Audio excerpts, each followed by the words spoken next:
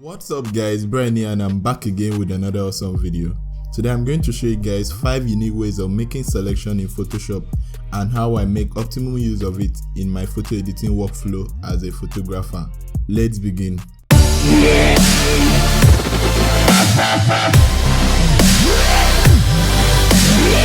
First thing I'd like to let you guys know is that there are a lot of ways to make selection in Photoshop, like a whole lot of ways, and the 5 I'm going to show you is just like a tip of the iceberg.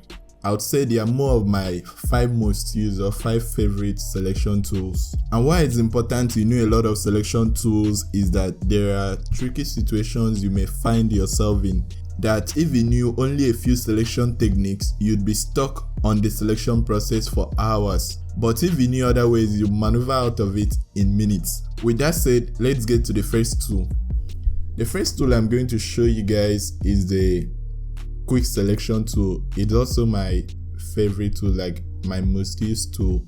This tool is really easy to use. You just click on the place you want to make selection and then drag around it. How this tool works is that it looks around the area you are trying to select, checks for similar color and what is in focus and out of focus, and tries to make selection based on what you probably want to select.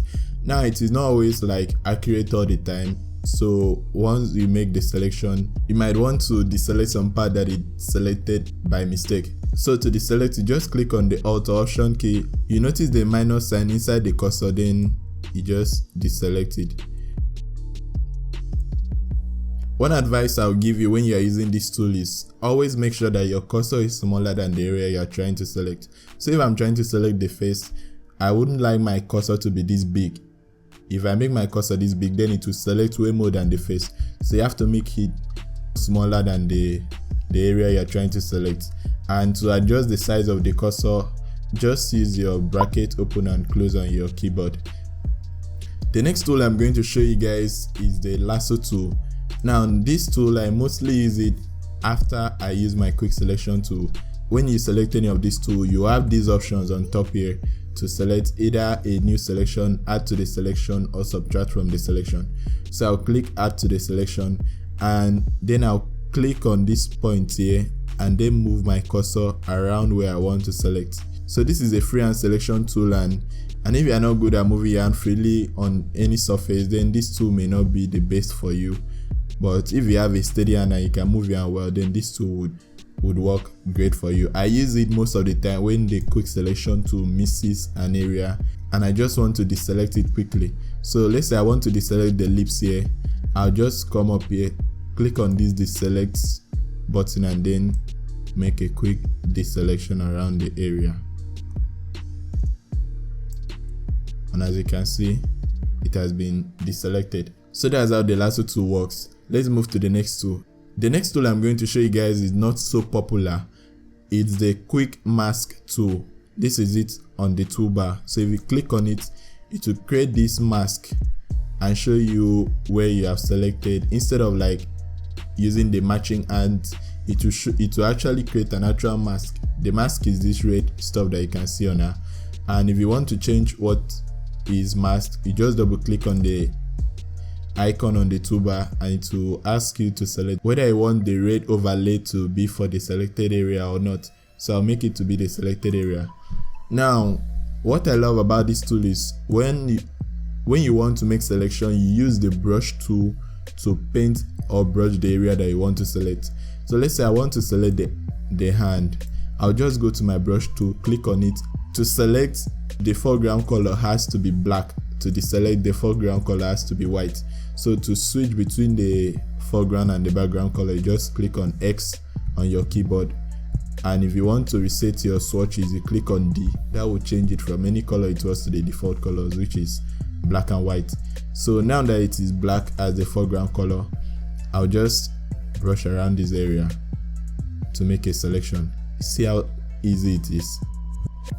Now if you don't want the edges to be faded, just right click and increase the hardness of your brush.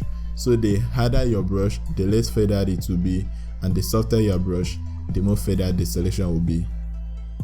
If I brush this part now and then click on my keyboard shortcut Q, it will make a selection around the area, as you can see here. So that's the third selection tool. Now let's move to the fourth one. The fourth selection tool I'm going to show you guys is the pen tool. The pen tool is a manual selection tool and is one of the most powerful selection tools that I've used in Photoshop. It gives you the ability to make very accurate selection manually. So the pen tool is this tool here in the toolbar. The keyboard shortcut for it is the letter P. So if I click on P to toggle the pen tool.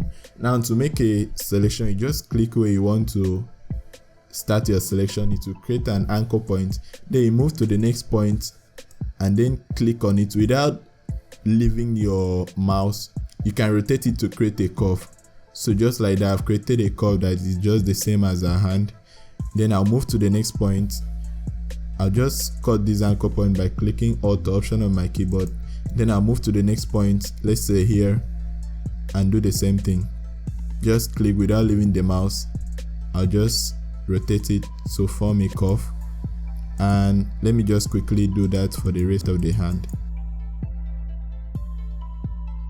And just like that, I was able to select this part. So to turn this your part to selection, you go back to where you started, like from your last anchor point.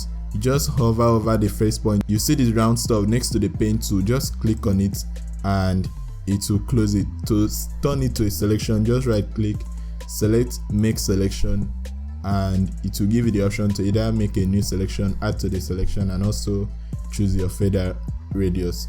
Click on OK and the selection has been made. You see how nice the selection was here. So that's the fourth tool. It's a very powerful manual tool if you want to have full manual control of your selection. The next tool I'm also going to show you guys is not so well known, but it's also very powerful. Now the tool is the color range selection tool.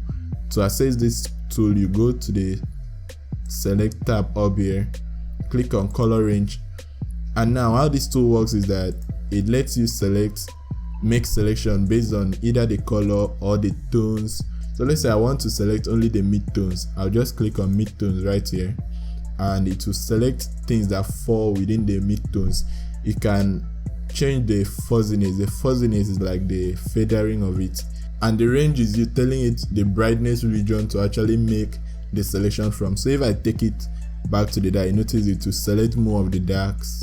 If I take it to the right, which is the bright region, to select more of the bright part too. So you can adjust your range and your fuzziness, and when you are done, you just click on OK, and it will create this selection all over the image around the area that you want to select, which was the midtones. Now I can easily make adjustment to only the midtones. I'll go to adjustment layer, selective color, and if I want to add blues to the midtone, I'll just come down here, and as you can see, the effect is showing just on the midtones.